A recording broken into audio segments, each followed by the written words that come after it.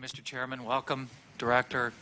Again, nice to see you, and thank you for sharing your thoughts with us today. I have two very quick questions, which hopefully will elicit quick answers, and then a larger one that you can do whatever you want with. The quicker questions, I asked Dick Clark when he was up before us some questions about a flight that left the country with the bin Laden family on it shortly after 9/11. Our staff has learned that at least 6 chartered flights of primarily Saudi citizens departed the United States in the week after 9/11. My first question is, did the FBI have a process in place to screen passengers on these departing flights? I believe I have seen one of the staff statements that addresses this particular issue and discusses the process we went through in order to screen the flights in terms of reviewing the names and then interviewing at least a number of the passengers. And I believe in my review of that staff statement it was accurate.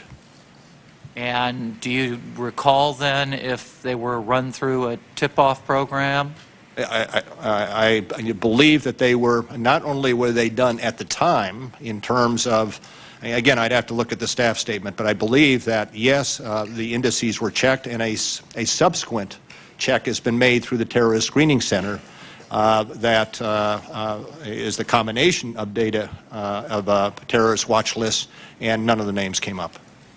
If you could, to double-check that and see if it was tip-off or yes. see if it was an FBI program that, yes. that you ran those through. The second question, then, with regard to these flights, is on the specific bin Laden flight that left September 20th, 2001, a counterterrorism FBI official told us that he received permission from somebody at the FBI SIOC headquarters to approve that flight. Do you know who that is? I do not. I'd have to get back to you on that. Can you check that and get that back to me? Final question, Mr. Director. I lived through 13 months of the joint inquiry, saw many of the systemic and structural mistakes, errors that the FBI had made, and came into this particular 9/11 Commission very anxious and very, very tenacious about seeing a component taken away from the FBI on this domestic security threat. I no longer feel that way. I'm not sure what the answer is quite yet.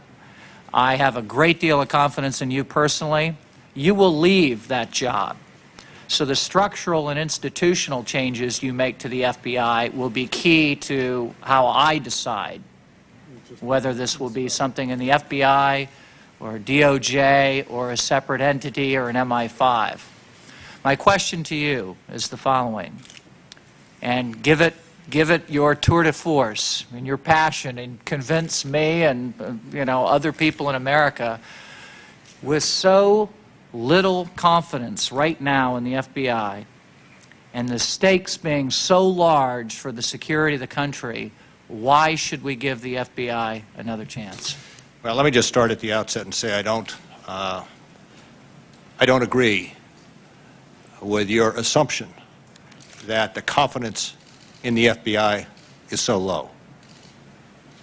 If you go around this country, if you go overseas, if you go into your communities, if you talk to people, they have a tremendous respect and a belief in the capability of the FBI. We have changed to meet threats in the past. We will change to meet this threat. But I do not believe that the American public has lost confidence in the men and women of the FBI. And to the contrary, I think perhaps if you get outside of Washington, you will find that in your communities, in your cities, in your towns, that the FBI has a tremendous amount of respect from the community, but also from state and local law enforcement. If you go overseas, and this is a critical component of the success, our success in the future, you will find that our counterparts in whichever country you go to has a tremendous respect and affection for the FBI, and those relationships will be instrumental in the future for protecting the United States from transnational threats. I think it would be a tremendous mistake to give short shrift to the What has been accumulated by the FBI over the years, the expertise, the professionalism, that which is articulated in the staff statement in terms of our capabilities post-event, and forget what we have done as we go through this process. What I think, and I think what the American people want, and I think are entitled to, is for a look back at the mistakes we made, those things we did not do right, which they would freely admit.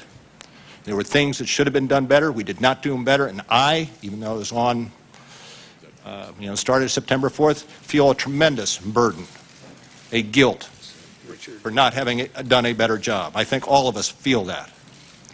But I believe that every one of us, men and women in the FBI, and I don't care whether they are agents or analysts or support, feel a dedication and a duty to protect the United States, and we have spent 12 hours a day since September 11th in the execution of that duty.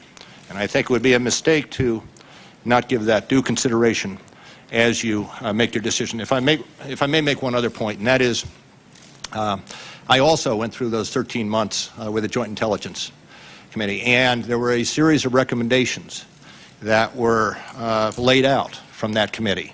It may have been 12, I'm not certain of the number, but I think if you go through 19, if you go through every one of those 19, you will see that we have made substantial progress on those recommendations. It's listed in the report that I've appended to my statement, but I think if you go down and review each one of those 19 recommendations, we have come a long ways since those recommendations were put out.